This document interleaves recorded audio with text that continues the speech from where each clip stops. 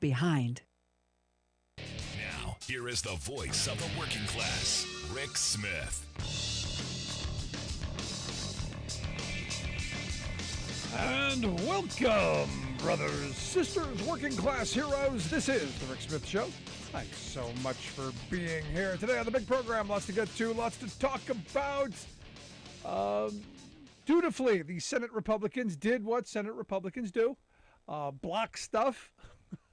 The Disclose Act was put forth, something that Senator Sheldon Whitehouse is big on. In fact, we've had him here on the program explaining why we need to get dark money out of politics, why we need to get money out of politics, why, well, we need to return it to we the people. Now, the Republicans did what they were paid to do. Block that stuff.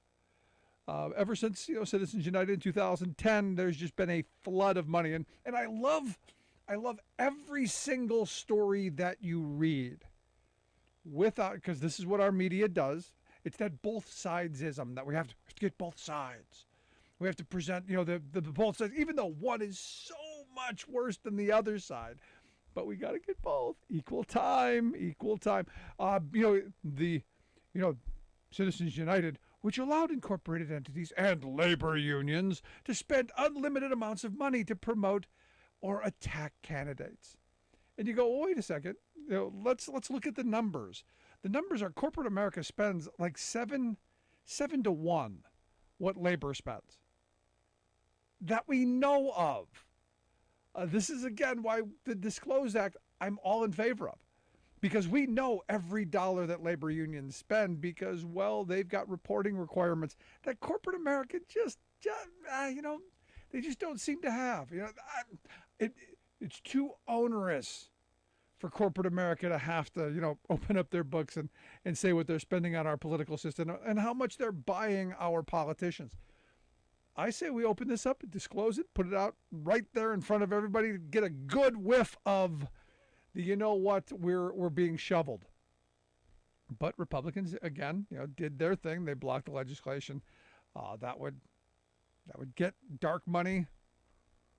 At least disclose it. I mean, it's not even talking about getting out of it. See, I'm of the mindset we got to go old school. We got to go founders old school. Make corporate money illegal. No corporate money, nothing. But that 2010 decision made corporations people.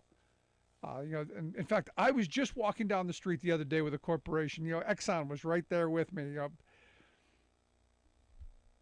Because we were waiting for the light to change at the thing, and fortunately, when they crossed the street, got hit by a bus, they didn't die because corporations never die, and they live forever. And this is why they're not people.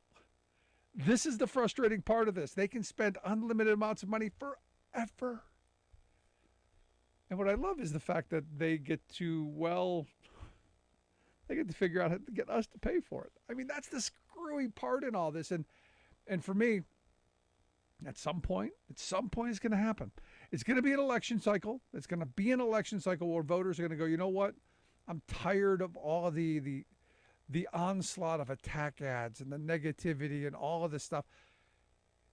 I'm watching this election cycle, and what's frustrating to me is I see one of the political parties, Republicans, saying nothing about what they're going to do to make people's lives better. It's all about grievance. It's all about division. It's all about, the other guy, the old guy, the former guy, the orange guy, who today on Truth Social did not disappoint.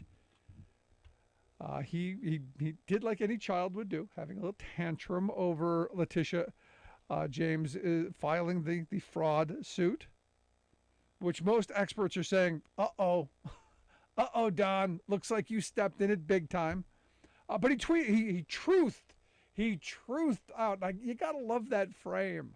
That it's on Twitter you tweet something, but no, on Don's site it's you truth something. Which in this Orwellian world that we seem to be in, whenever you truth something, it's probably a lie. But he truthed out racist AG Letitia Peekaboo James. I'm sure the red hats got a kick out of that. Throw a little racism in there. The failed gubernatorial candidate is now running second to strong crime fighter Michael Henry. They got his name into something. This could be a big upset because she has been a terrible AG when it comes to protecting the people of New York State. Murder, rape, and drugs are totally out of control. Not her purview, but facts, never mind. There's never been a more dangerous time than this. She is grossly incompetent and her staff knows it, and so does everyone else. Make New York safe again. And I think she is. I think she's making New York safe again by making sure that the Trump crime family doesn't bilk the taxpayer or consumers or workers or contractors or anyone else for that matter. Because as I'm reading experts' opinions on what she has laid out, grossly incompetent is certainly not what Letitia James is. This looks like, according to the experts that I've been reading, oops, you got caught. You done got caught. No, is he going to go to jail? No, he's not going to jail. Will this hurt financially? Yeah, it's going to hurt financially. Yeah, there's going to be some slaps on the wrist. There's going to be some of that. Nobody's going to jail. He's not going to jail over this. Not going to happen. But I do find his defense interesting. He went on Hannity, went on Fox, the F channel, and it was really kind of hysterical watching this interview. His body language was that of someone very defensive, not the normal bellicose, not the normal, very confident finger pointing, waving, name calling that you would expect from, well, the former guy. Kind of defensive, kind of, and here's where my thought is, keep talking, keep digging, keep going deep, because, as my grandfather always said, you've got the right to remain silent, use it. If I were his lawyer, that's what I'd be saying, shut up is more like it. But no, Don, you keep going, buddy. You keep going on this line that I declassified everything. I waved my magic hands. I wiggled my nose. I crossed my arms and, made my hair go, whatever. My mental telepathy, I alone knew. And then in the same breath, say that you don't know if there's a process or not. It's his understanding that there's no process. This is why you don't have an idiot as president. This is why you don't pick the dumbest guy in the room to be president. This is why you don't pick somebody an inch deep intellectually to be the president. And someone who has none whatsoever, no reverence for rules, precedent, the law. This is why you don't put the head of a crime family in the White House. I'm just saying. But according to him in his interview, he wiggled his nose, waved his hands, did whatever, and he declassified everything. So that if that is true, then we get to see everything, right? And the answer is no, because there is a process. But the thing is I know the people on the F channel go, see, Don, he did. He got magic powers. His superpower is declassifying stuff without anybody actually knowing it. His superpower is doing things that nobody knows he did. Until, of course, he needs you to know when he did, when he's in trouble. Some of the other things I found very interesting in the interview, evidently he completed the border wall. Did you know that? Did you know he completed the border wall before he didn't? I mean, this is the funny thing. He completed the border wall, and then within seconds said if he just had a few more weeks in office, he would have completed the border wall. So again, I don't know. And that's the thing. The thing that he does masterfully is it's this massive oral word salad, this kind of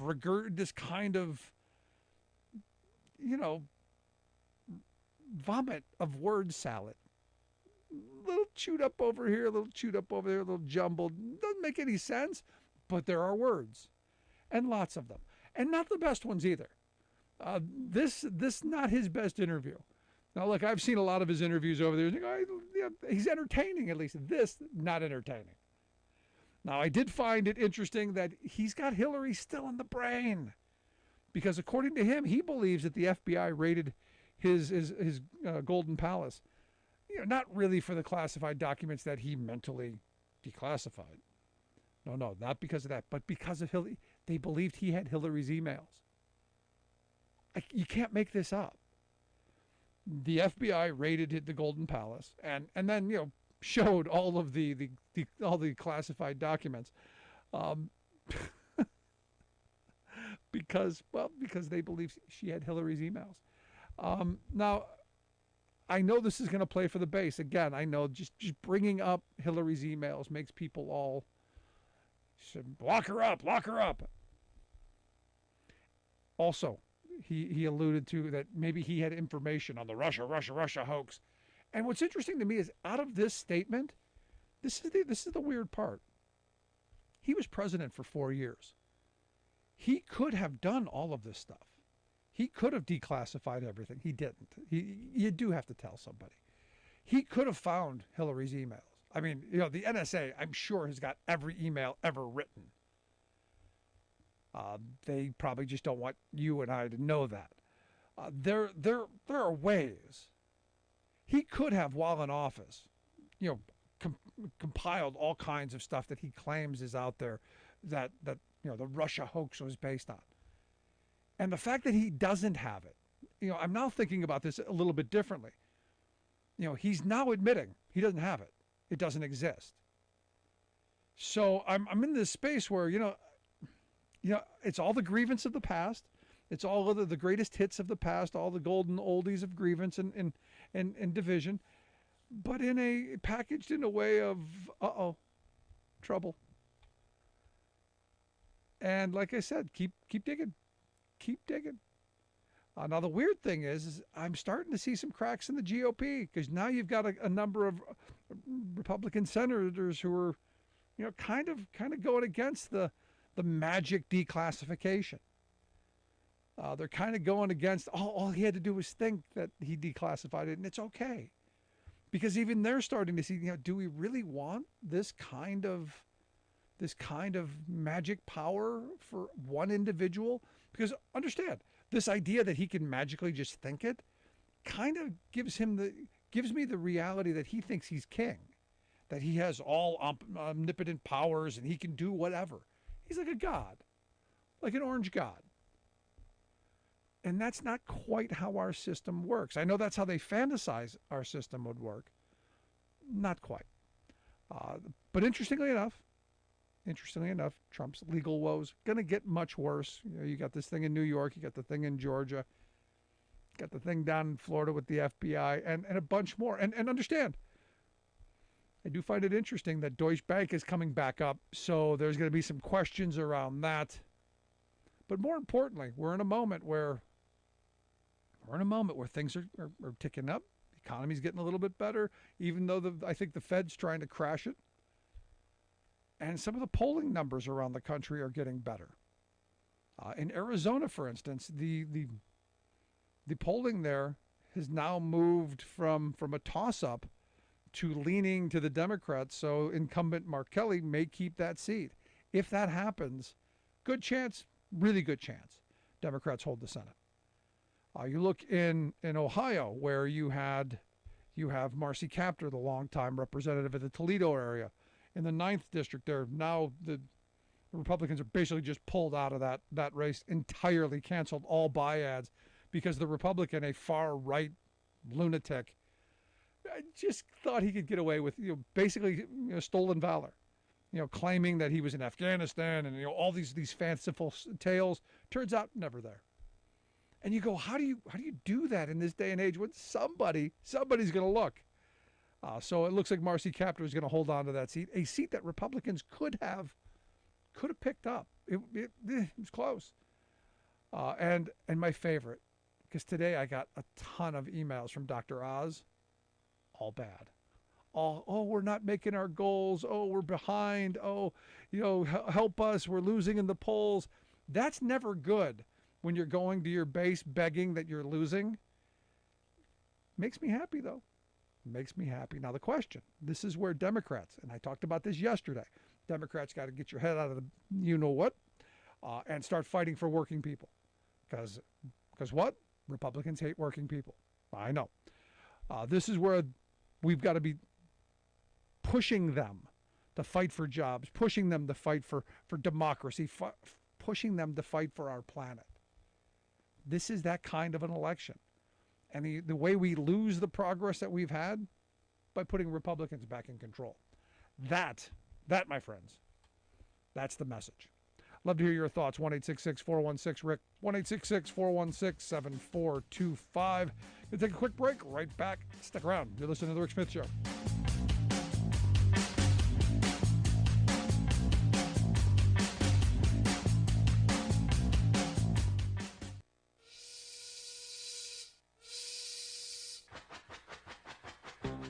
If you're a fan of the show, you've heard our labor history in 2 segments, and you can hear them on the radio pretty much anywhere in the U.S. Labor history has never been more important than it is right now. So here's what we'd like you to do. Tell a teacher. Tell a teacher that labor history is important and that they can get digestible 2-minute lessons that are absolutely free. Free to download, free to use, free to share. Tell a teacher to go to thericksmithshow.com/history and help us put labor back where it belongs, in the classroom. You know, generations of American workers fought, bled, and died to build the American way of life. It's our job to keep their stories alive. Go tell a teacher that we're here to help them do just that. Find us at thericksmithshow.com/history today.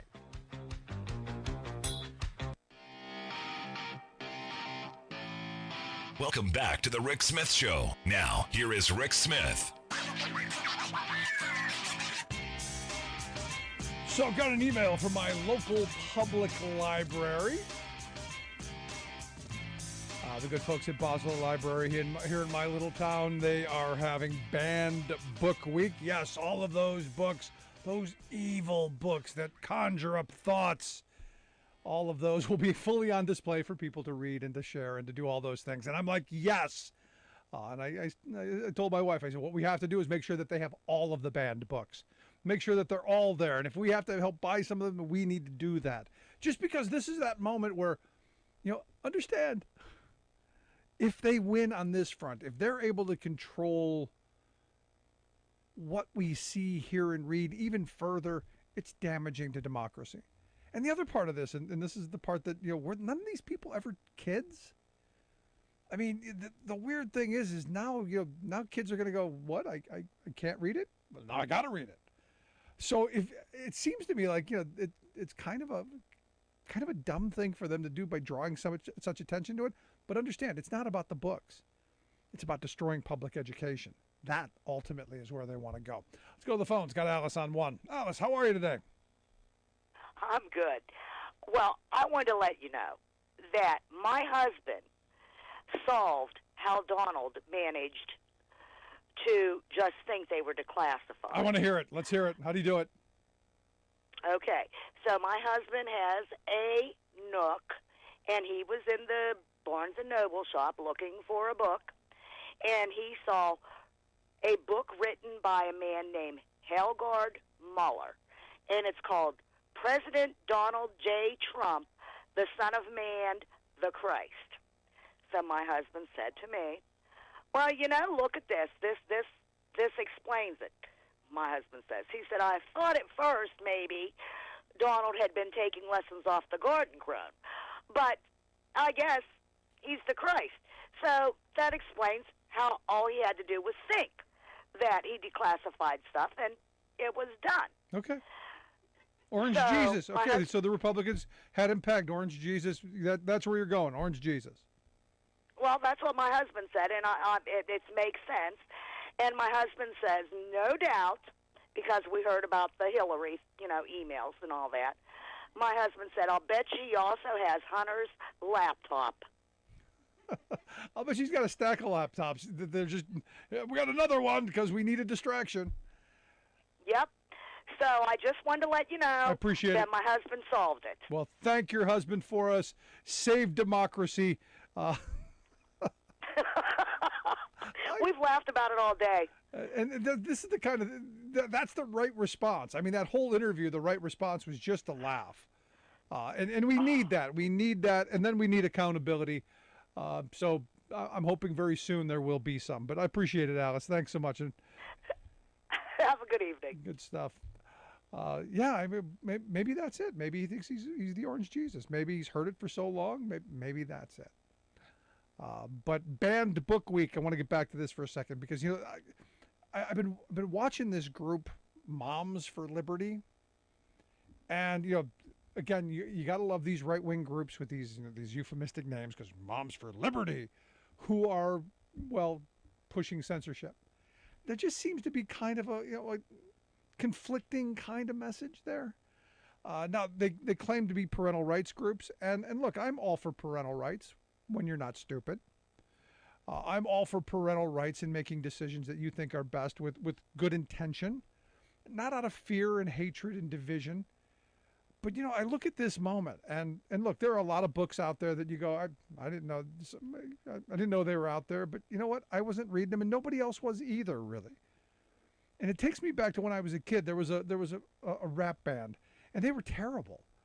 At least I thought they were. The Two Live Crew was their name. They had an album out that was out for like 2 or 3 years. It sold like 50 copies. The second Tipper Gore and the folks who we need bans on labels on records and we need to ban profanity in music and all this stuff. The second that happened, that album became like double gold, platinum, whatever. I mean, it was mega seller, and they were. And you go, but this is terrible. But what it was forbidden fruit. And you go, folks, do you not know this? And the answer is, yeah, they do. It's not about the books. It's not about kids. It's not about any of that stuff. What it really is about, what all of this stuff is about, is destroying public education, profitizing and privatizing our education system, and going back to a good segregated system. That ultimately is the goal. I mean, you look back at the whole push towards vouchers and this push towards charter schools and how they're targeting minority groups going, you know what, you could have your own charter school. Wouldn't that be great if you had your own charter school so that you're out of our schools? Now, they leave the second half out, but that's the direction that they're pushing for.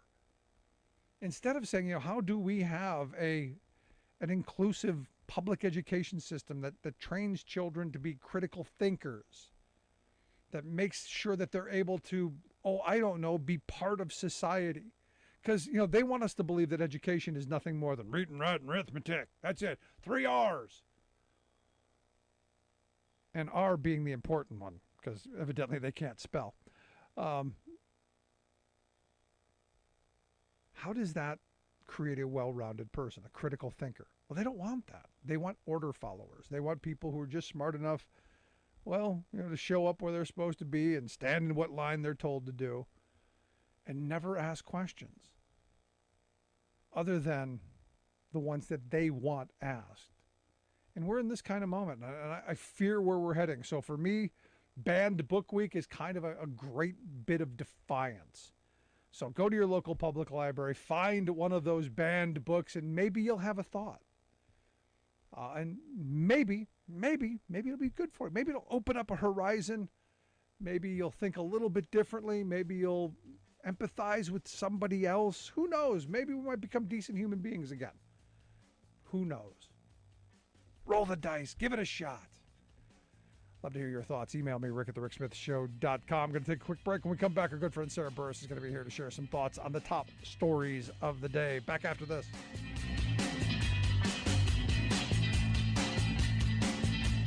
I'm Rick Smith, and this is Labor History in 2.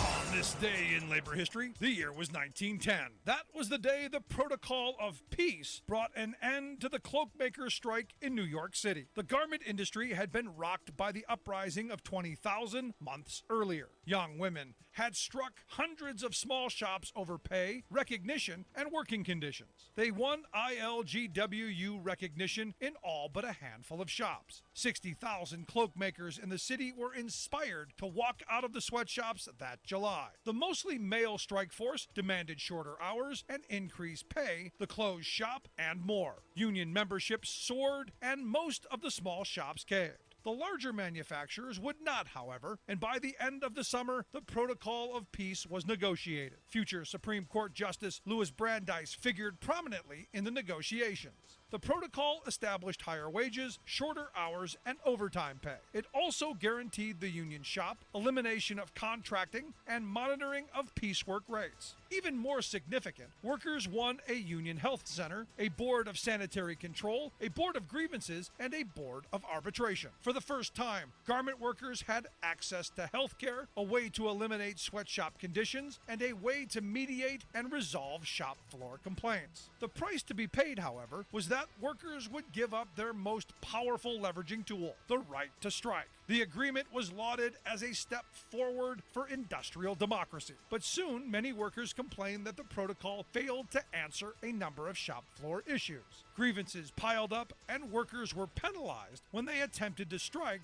to resolve their problems. The protocol would be scrapped for a return to militant strikes during the 1920s. Labor History in 2 brought to you by the Illinois Labor History Society and The Rick Smith Show. For more information, go to laborhistoryin2.com. Question: what does a packet of M&Ms and your local veterinarian have in common? Answer: both are owned by Mars, Inc., the global candy monopolist. Since the 1980s, we've seen massive consolidations in industry after industry, from airlines to newspapers, the internet to candy. These monopolists run roughshod over consumers, workers, communities, suppliers, and our nation's commitment to the common good. And now the corporate attitude seems to be, what the hell, why not let monopolization go to the dogs? This change has been led by private equity groups. They are corporate takeover sharks that borrow billions of dollars to buy out, plunder, then sell off the remnants of established businesses. They target enterprises that can be grabbed on the cheap but have assets like a loyal customer base. Then the sharks raise prices on those customers while cutting staff and quality of service. This has been happening to thousands of local vet practices and hospitals, which have quietly been plucked by Wall Street entities bearing nondescript acronyms like IVC, JAB, KKR, and VCA. At first, locals don't notice the takeover because the corporate outfit not only buys your friendly Dr. Barry Bones vet service, but they also buy the doc's name. As an IVC takeover consultant confided, people like to take their dogs to local vets and not feel like it's a corporate machine. But increasingly, it is. Solo practitioners now must answer to bean counters at headquarters, such as VCA, Veterinary Center of America, which has 1,000 vet practices across the country and is now owned by Mars, Inc. This is Jim Hightower saying one feisty group battling monopolizers is the National Veterinary Professionals Union. Get info at natvup.org.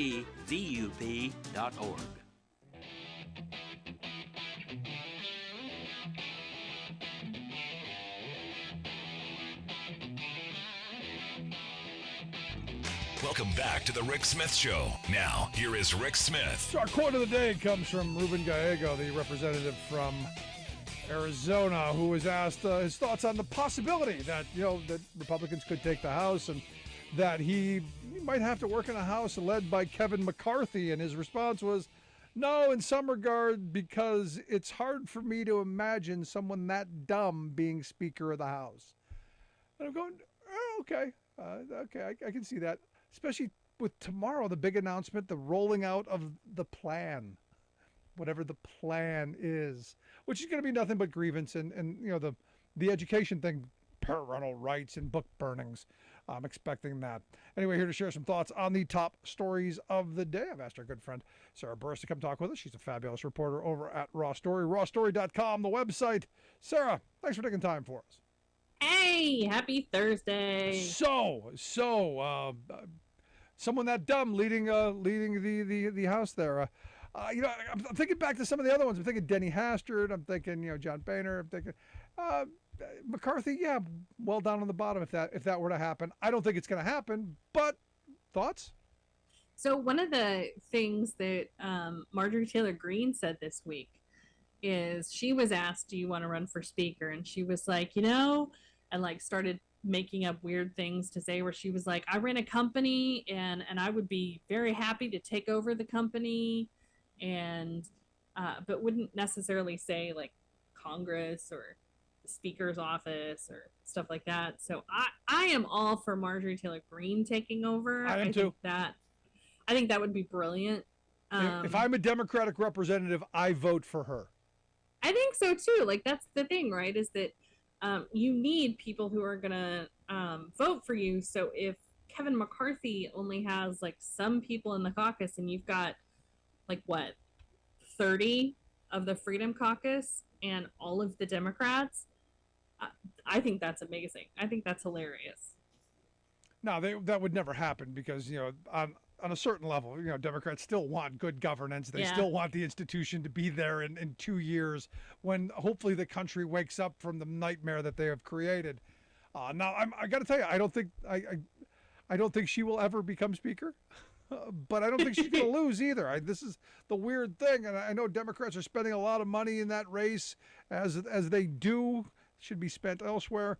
But we're stuck with her, and I think that's a good thing because you need the cautionary tale. I was against throwing her off the committees, and everybody was, no, we've got to hold them. No, I want her there, especially the education committee, so you can go, we need better funding for education. The poorly educated keep doing dumb stuff. Exhibit A. I think you needed her there. And I think, Democrats taking her off because they are in charge is one thing. If McCarthy, puts her back in charge of stuff and lets her be on committees, that's going to be on them. And I think, again, like this is all, being able to just say this is all on you is very helpful for Democrats. No, good point. But I want them to make her a chair of something. I would tune into that committee. See, this is where you could put this in prime time. I would tune into that just to see the insanity right up close. I'd be afraid that would be the committee they wouldn't show because they'd just be so paranoid about it. They'd just be like, this is going to be behind closed doors. This is classified. This is a classified committee hearing. Nothing's classified. Didn't you know the winking of the nose, the genie thing, all of that, the waving of the hand, the thinking. He didn't even have to tell anybody that he declassified. He just thought it. Declassification by imagination. It reminds me a little bit like the Pope whenever he blesses people. Like, I just feel like that's what Trump did with the with the documents. No, he said he just thought it. He said he could think it. That's even too much work. Even the blessing thing's too much work. Right. He had to move. He had to put down a cheeseburger that way. Ouch. Sorry, that's terrible. And don't you know that yesterday with all of that happening, there was just some ketchup all over the walls at Mar-a-Lago because that was a bad day for Donald Trump yesterday. Yeah, and did you watch the interview with the little baby Jesus Hannity? Yeah, I caught some clips of it this morning because I didn't watch it last night. That was special. It really felt like he was like Hannity was guiding him in the direct, like when Trump would sort of go off on a tangent that basically is going to make him look really bad in court in a year or so. Hannity would just be like, drive him over this direction away from a felony. And he would make a right turn right off the cliff again. And I keep saying, keep talking. I want to see Trump on the F channel every night. Keep rattling off at the jaws. Don't you know his lawyers are just pulling their hair out? Yes. Oh my God. My grandfather always said, you have the right to remain silent. They tell you this. Use that right. Shut up. Yes. That is exactly what I wrote this week, is that Trump did not, utilize his right to remain silent. In fact, he did the opposite. Yeah. So now the whole raid on the Golden Palace, it's gone through a whole bunch of revisions, a bunch of rewrites, a bunch of new reasons that the FBI was there, what was there, how it was there, why it was there, if it was there, who put it there, lots of that stuff. New one kind of that the FBI evidently thought that he had Hillary's emails. They've looked. It's kind of like George Bush marching around the Oval Office looking for weapons of mass destruction. Evidently the FBI hadn't looked at Mar-a-Lago for Hillary's emails. So I guess her emails are there, and I think perhaps even the weapons of mass destruction may be under his putting green. Perhaps that's where George W. Bush can finally find them. the missing, what was it, like 15 minutes of tapes 18. for Nixon. 18. Yeah, those are also, I think, probably under the driving range. So not near where he buried Ivana Trump. No. Which again, really, really freaking weird. Yeah, that, and one of the hilarious things folks were saying during the Queen's funeral this week is that she only had 8 pallbearers, and that Ivana was cremated and had 9, and so yeah, everybody thinks we should dig her up to check for documents. There's no way that that's a thing, but it's funny. Now you're making stuff up. You're listening to the Rick Smith Show. We're here with Sarah Burris, reporter at Raw Story, rawstory.com, the website if you want to check out the work she does. You got a piece now on Jenny Thomas. Is she going to testify? Is there going to be something, or is this more of the teasing out? And if so, what kind of a deal did they broker? So they won't tell us anything about the deal that they made. But folks are saying that they have made a deal, that they have made an agreement. My assumption is that it's going to be the most willy-nilly waste of time. I don't know if it's going to be public or not. I think it should be. And I'm torn between this idea of Jenny Thomas being too stupid to also know when to shut up, or if she's such a true believer, that she is willing to stand in front of the January 6th committee and just spill it all, be like, yeah, this is what we did because we're Americans and patriots and yada yada and flag. See, that's what I'm waiting for. I'm waiting for that person who is the true believer. And look, I would have some respect for that if they came out and said, look, I truly believe this. This is what I was fed. This is what right-wing radio has been feeding me. This is what Donald Trump's been feeding me. This is what my white supremacist group's been feeding me. I believe, and stake the flag in the ground and say, I'm the patriot that I believe I am. And do what the founders did. They all believed that they were going to swing at the end of a rope. Well, here's your chance to be that patriot. Yeah, and it's not like, somebody's trying to lock up Jenny Thomas. At least as far as we know at this point. I'm sure Clarence would like that. Right. The interesting thing, I think that Jamie Raskin told us yesterday was that the piece of this that connects to the ethics question about Clarence Thomas, he was totally dismissive of it and been like, look, that is a judiciary ethics issue. There's got to be something that we can do to fix that piece of ethics problems in the court system, but that's not what the January 6th committee is doing. And so there's this huge piece that I feel like is going unnoticed and going unaddressed. And again, when we have somebody like Judge Cannon basically being shouted down by the 11th Circuit, like, again, you start wondering, like, is it worth us creating some kind of judicial ethics commission that kind of supersedes some of these folks and investigates whether there is some kind of sketchiness that is going on? Was, Cannon bribed by Trump somehow? Was Jenny Thomas convincing Clarence Thomas not to like it's important that I think also it would restore some of the problems that folks see in government, like a lot of the mistrust that we have in government. Isn't this where the whole checks and balance thing is supposed to work out? Isn't this where the Senate is supposed to advise and consent and all that stuff? Exactly. And so you would think that the Senate would be doing that. But again, like, this is the problem with the Senate, is it's broken. When you've got a divided Senate and you've got committees who are just barely able to pass things out of them, and that they're never, going to make it through a cloture vote, it's a waste of everybody's time. It's a miracle we're hopefully going to get a budget bill and not shut down the government right before the election. I think that, or the holidays. I think that would be better. Yeah. No, it seems to me that the Republicans and the Federal Reserve doing everything they can possibly do to crash the economy. Just because I think things are heading in a direction that are going to be beneficial down the road. And it just seems like everything that they're trying to do make things worse. I want to get your thoughts on the upcoming election. I mean, obviously, for me, we fix all this stuff by we the voting people using our power to vote the bums out. And the looks Rovember is going to be a real thing. I mean, abortion's on the ballot in 5 states. 3 of them want to make abortion legal in their states and amendments to their constitution to protect access. 2 not, Kentucky, Montana, saying no, we want to take it away. Do you think this is going to be the issue? I mean, I look at Kansas, and nobody thought Kansas was going to be the blowout that it turned out to be. I'm curious your thought.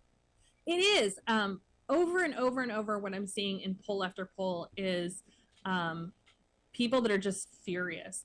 And I think they kind of pack a lot of stuff into this idea of democracy and good governance. And so this idea of the government sort of taking away your freedoms, and the liberty of women, I think is it's one of those things that I feel like sort of folds in with a lot of the questions that we have in states where they've had voter suppression stuff passed, that they're trying to cut down as many voters as possible so that they can win more elections with less effort. And so like that in conjunction with the amount of voter registration that you're seeing, especially in states where they have a Senate race, it's just unbelievable. Like Pennsylvania is one of them. Ohio, the numbers are ridiculous. So I think that, and I would say too, particularly among young women, like we're seeing massive registration among 18 to 25-year-olds, which thank goodness, right? Like, and I feel like, millennials, I as a millennial, we were very, very activated by Barack Obama. And what I see with Gen Z now is even like way more so, this really big investment in sort of taking on the government and making it work for them and making it what they want it to be. And, hopefully that speaks well for our future. I don't know if that's going to speak well for the election, but I really, really hope it does. Yeah. Now I find it interesting, and last question I got for you, that in Missouri, evidently there's only one gender in Missouri. When did that happen? Did I miss? I know the right is complaining that there are more genders. Evidently, Josh Hawley thinks that there's only one. So I think we should celebrate that Josh Hawley came out as non-binary this week. Good for him, right? Like this is a very difficult thing for a lot of people to do, especially as old as he is. So he sent out an email to all of his supporters, asking them to click 2 different buttons. One was, yes, I want to fight against the schools being able to teach transgender kids to be transgender. And the second button was, no, there's only one gender. So it was like, oh, okay. And I don't think that's how it works. And which gender? I gotta ask, which one is it? And so we actually had a conversation about this at dinner because a friend of mine was in town, and her sister is a geneticist, and the default gender is the X chromosome. And when you see the male chromosome, the Y chromosome, you can actually see a tiny little tail of where it would have been an X. So technically, females are the default gender. Congratulations. All right. Well, I don't know, but I'm not going to argue with the This is what the smart people tell me. All right. I am not one of them. It's a miracle I got through high school biology. And the thing is you can admit that, but the problem is we got people like Josh Hawley and other bubblegum geneticists out there who are asserting that they absolutely know, because you know what? They did their research. Oh yeah, they read some, truth finder, adult friend finder website that told them everything. There you go. As always, Sarah, appreciate the time. Great work. Keep it up. I hope you'll come back and talk to us again soon. Thank you. Have a good weekend. You as well, our good friend Sarah Burris. Make sure you check out the work that she does over at Raw Story, rawstory.com, the website. We'll get links out on social media. How you can take a look at that. Gonna take a quick break, right back. If you miss any portion of the program, podcast, wherever you get yours, you'll find ours. Also, email me, Rick, at thericksmithshow.com. Quick break, right back.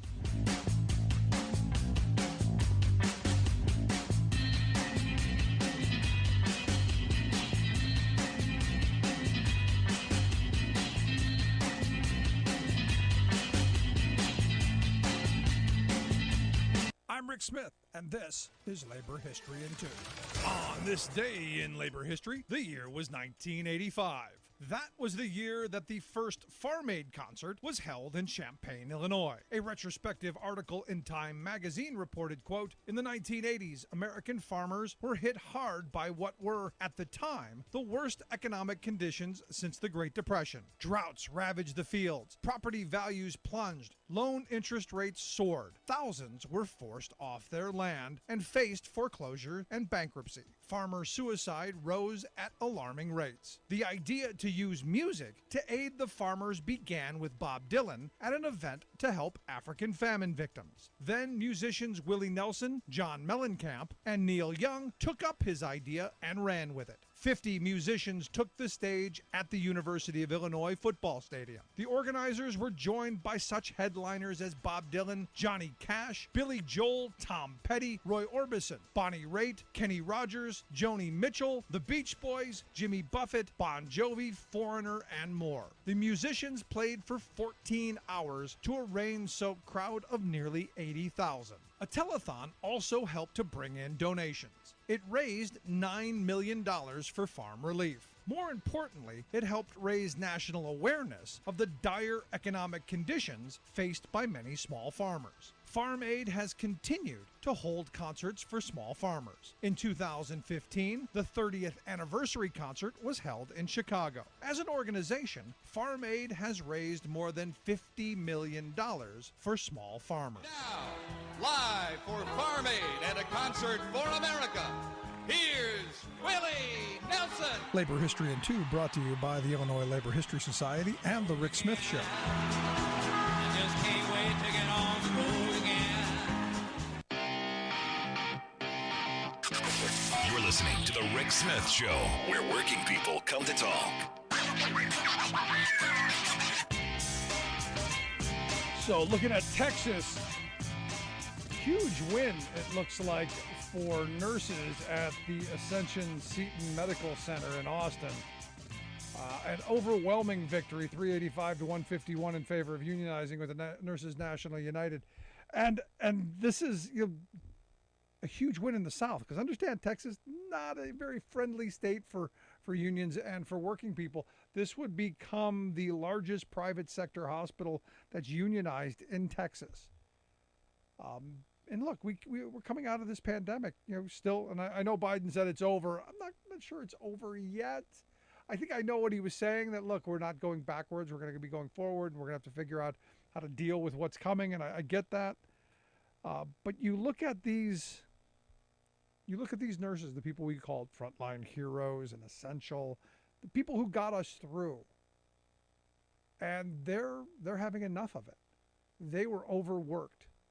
They were slammed. And I remember during the whole the protests, the armed protests you had, like in Michigan and in Ohio, the crazy zombie looking woman, with her face pressed against the glass saying, "I won't wear a mask." And I remember at the time saying, and this was my position from the very beginning, going, I don't know whether masks work or not. I don't know that this is what the experts are saying. Do this, because we don't want to overwhelm the healthcare system. We don't want to destroy the system and have it collapse. And that was always what made sense to me. You don't want a bunch of people who didn't do anything to protect themselves end up going to the hospital going, no, I didn't get a shot. I didn't get the vaccine. I didn't wear a mask. I didn't socially distance. I didn't even wash my hands, because I never wash my hands. I don't want that person going to the hospital and going, now take care of me. And we heard hundreds of those stories. People on their deathbed going, give me the vaccine now. I was stupid. I didn't do it. Well, too late. You're now taking up an ICU bed that, maybe someone else needed for any of the other reasons that you go to the hospital, heart attacks, cancer, whatever. And I said, we have limited resources. Our healthcare system is a finite resource. You don't want to overburden it, overtax it, and bog it down. And that was the argument that made a lot of sense to me. Be a decent person. Follow some precautions. Think of others. And I know that's a really difficult thing for us in this country. And the right lost their ever-loving freaking minds. But boy, when they went into the hospitals, take care of me now. And what I even found interesting then is, as these frontline heroes, as these nurses and these doctors and all these people who are taking care of them were trying to take care of them, it was never enough.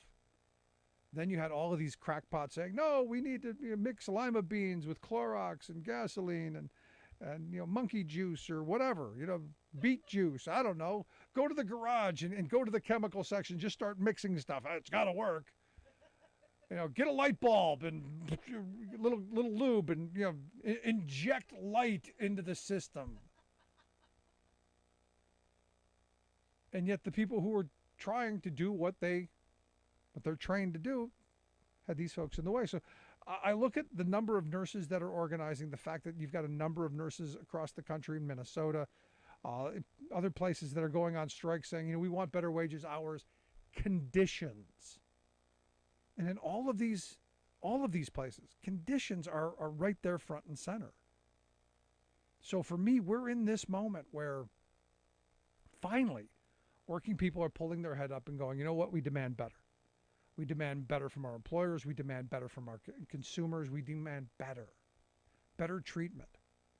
Because the thing that's really surprising coming out of this pandemic, coming out of the 2 years that we were in there, is how impatient, how rude we've become to each other, how we can't